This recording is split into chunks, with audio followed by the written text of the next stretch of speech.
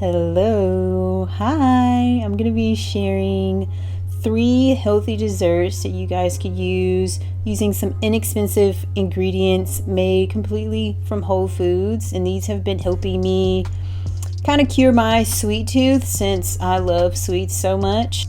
And I've been on a body recomposition journey for like the last, 4 months. And so I'm taking my time with it and just implementing more whole foods and just paying attention to what I eat and how much I eat, and honestly just having a better and more balanced relationship with food and just being more consistent with my nutritional goals. So I'm starting off with baking a couple of sweet potatoes because I'm going to need those for the base of my recipe. So we're going to start off by making some brownies. I just popped these out of the oven and I'm just going to let them cool for a bit while I prepare the other ingredients. Using a food processor or blender, I'm going to make some oat flour just out of some dry oats. It could be the quick oats or regular oats, and I'm going to store those in a container. And then I'm going to grab a mixing bowl and pour all of my ingredients in it. So we're going to start off with the sweet potatoes. Then I'm going to use some all-natural drippy peanut butter, some oat flour, either made or bought. It's cheaper to make it yourself. Some cacao powder, protein powder. This is completely optional, and I'd be careful with this because it can definitely change the taste. Some maple syrup, applesauce, unsweetened without the sugar, some baking powder, vanilla extract, and some dark chocolate chips. Now we are ready to mix. You can use a spoon here. I'm going to be using a spatula. I had to put in some serious arm work to get this mixed up, but it finally came together. Now I'm going to plop this into a baking pan that is already oiled. I used some avocado oil, and I'm just going to spread it nice and even, and I'm going to sprinkle some crushed peanuts on top. This is completely optional as well. If you love peanuts and peanut butter, the more the merrier. After we've gotten our brownies nice and coated, I'm going to pop this in the oven for about 30 minutes, and that is what it looks like. We're getting ready to cut our brownies using this pre-cutting tool. You could also, if you have one of these, you can, I could have put this in with the brownies in the oven, but I waited till afterwards. So I'm gonna let that sit for about 5-10 minutes and then remove it. And now our brownies are nicely evenly cut. That is what our brownie looks like. It's more of a fudgy brownie than a cake brownie. So if you do decide to make these, do not expect some Duncan Hines, Betty Crocker type brownies. All right, so now we're gonna make some cheesy banana pudding, and I love banana pudding, but I can't eat that all the time, so we're going to make a healthier option. So I'm going to be using soy milk. You can use whatever plant-based milk you want, and then I'm going to add in some silken tofu to make it nice and creamy. And for my sweetener, I'm going to add in maple syrup, and you can add this in to your liking. If you don't want the extra calories, definitely opt for a sweetener of your choice. I do like using stevia. Then I'm going to add in some cinnamon, and then 1 large banana. If you want to make it a little bit more banana-ishy, you can definitely add more bananas. So I had like my family taste this, and they were like, more bananas would have been great. So definitely don't hold back on the bananas. And then we're going to add in some chia seeds to make it gel. And then I'm going to add in a couple of dates just to make it a little bit sweeter, to add in some more fiber. And then we're going to blend her up well and then transfer her into some jars.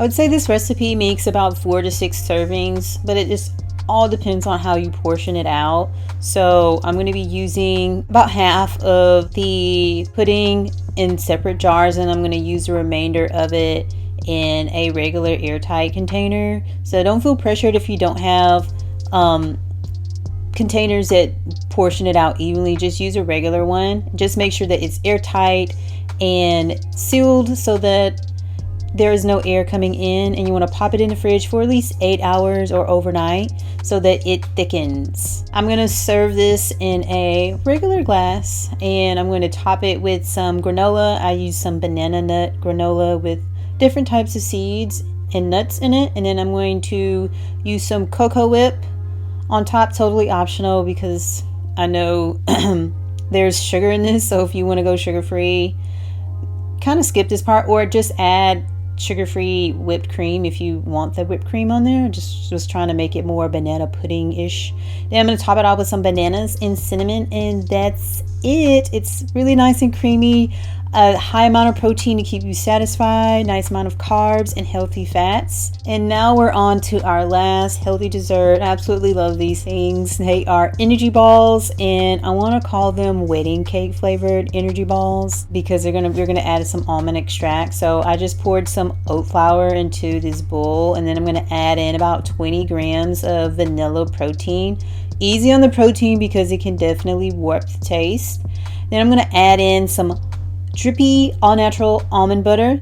For moisture and wetness, I'm going to pour in some unsweetened almond milk. You can use the original or vanilla flavored, either or. And then we're going to add some vanilla extract. Kind of be careful with this because it is strong. And then for my sweetener, I'm going to use some maple syrup, and then just to add just a little bit more sweetness, I'm going to add in a little bit of stevia. I didn't want to do too much maple syrup because this is already calorie dense due to all of the almond butter. Now we're ready to mix. I'm using a spatula again. You can use a spoon. And again, you're gonna have to put in some arm work here.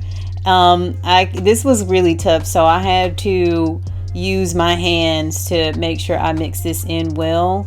And we're just gonna mix until everything is nicely combined. To portion out the balls evenly, I'm going to use a tablespoon to create the servings. It might feel like the mixture is falling apart, so if you need to add just a little bit more milk, you can, but try to avoid doing that. Kind of works up like Play-Doh. You got to play with it a little bit and just kind of be gentle with it, and then it'll eventually roll up into a ball. And I'm gonna complete this process until there is no more mixture. So after I completed rolling up everything that I could, I made about 13 balls, and we're not done quite yet. You can skip this step, it's optional. I'm gonna roll them in oat flour just to give it a nice little texture on the outside of it. If you want to add a little bit more calories, you can kind of dip them in coconut oil, then dip it in the oat flour. And they are so tasty. You can coat them in whatever you want. This is just what I coated them in. Just wanted to keep the ingredients clean. All right, y'all. So that's it. Hope you enjoyed the video and hope you guys try out the recipes. If you do, tag me, let me know, comment below, and I'll see you guys in the next one.